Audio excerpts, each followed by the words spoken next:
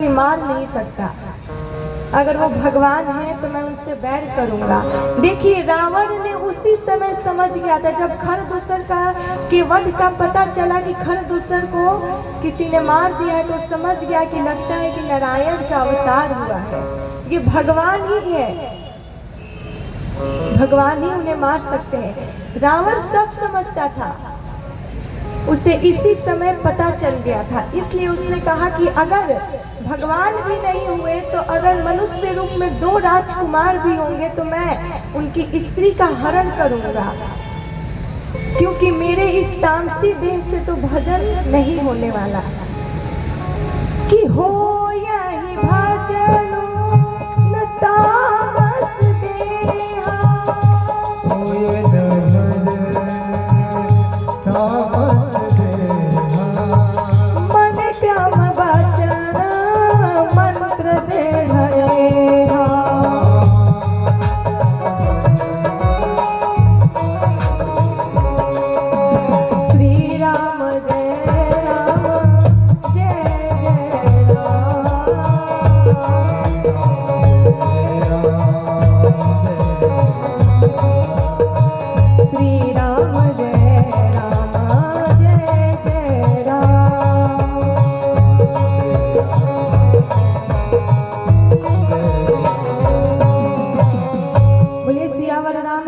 भगवान की जय जय श्री राधे श्याम।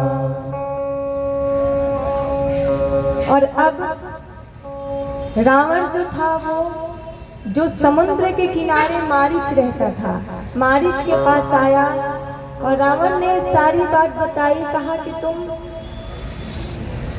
कैसे भी करके उन दोनों भाइयों को अपने में उलझाओ ताकि मैं इनकी स्त्री का हरण करूं। यहाँ मारीच जो है समझता था, क्योंकि मारीच पहले ही भगवान के मर्म को, उनके प्रताप को देख लिया था, इसीलिए वो सब समझता था। क्योंकि मारीच को भगवान ने मारा था कि एक ही बार प्राण हरि लेगा।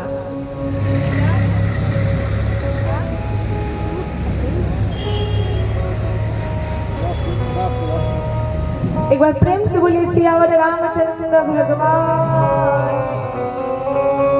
आपको वस्त्र खरीदने के लिए माता जी ने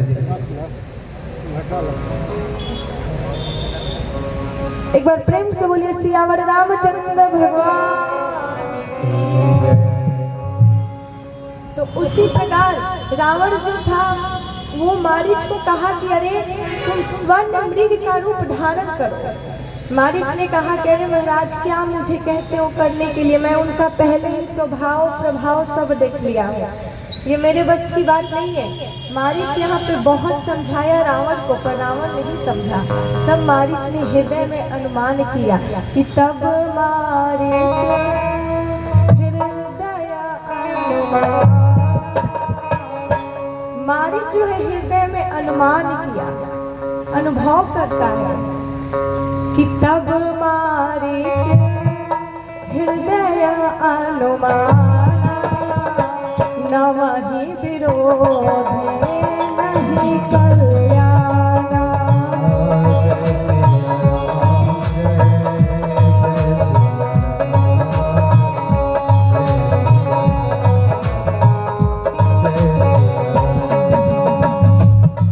एक बात बताऊं, यहाँ पे तुलसीदास जी ने कहा है कि 9 लोगों से कभी विरोध नहीं करना चाहिए। यहाँ पे वर्णन करते हैं कि मारीच ने अपने हृदय में अनुमान किया कि तुलसीदास जी ने लिखा कि 9 लोगों से कभी भी विरोध नहीं करना चाहिए, वैर नहीं करना चाहिए। कि शास्त्री प्रभु सतधारी, शास्त्री प्रभु सतधारी, वेद वंदिका विधान सबोने।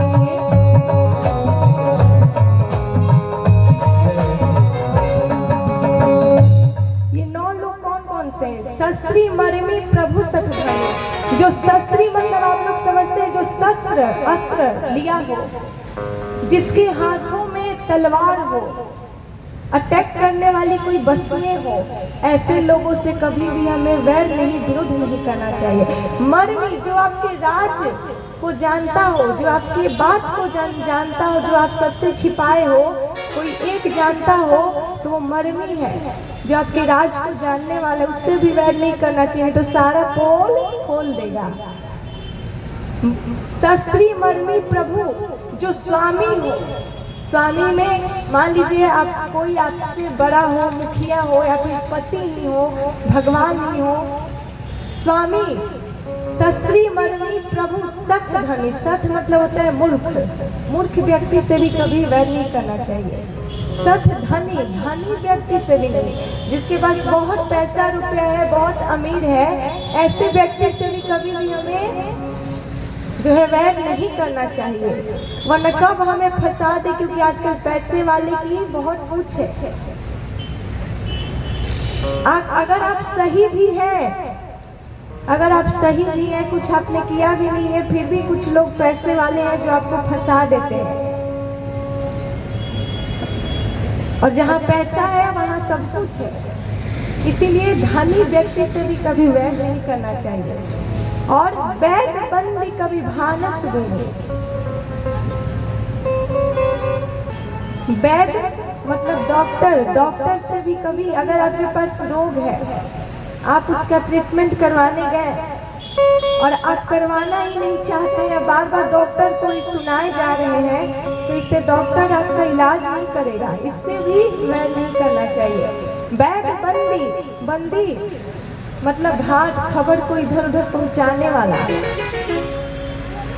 और कवि, कवि मतलब जो कवि रचनाकार हो, कवि में बहुत कुछ आ जाएंगे। और भानस गुनी मतलब रसोईया, इनसे भी कभी वैर विरोध नहीं करना चाहिए। क्या पता कभी भोजन में मिलाकर हमें कुछ खिला दे। जो कुछ बना रहा है चुपचाप उसको स्वीकार करके चुपचाप खा लो, चुपचाप उसको आप खा लीजिए। और ज्यादा अपना हुक्म शासन चलाएंगे कि नहीं हमें ये नहीं चाहिए, हमें रोटी सब्जी नहीं, हमको पूरी चाहिए, पूरी दो हमको। जो चुपचाप बना रहा है चुपचाप उसको आप खा लो, वरना कोई ठिकाना नहीं है। इन 9 लोगों से कभी विरोध नहीं करना चाहिए। इसलिए मारीच ने सोचा कि मैं इसके हाथ से मरूं तो अच्छा है कि मैं भगवान के हाथ से मरूं तो मेरा उद्धार हो जाएगा।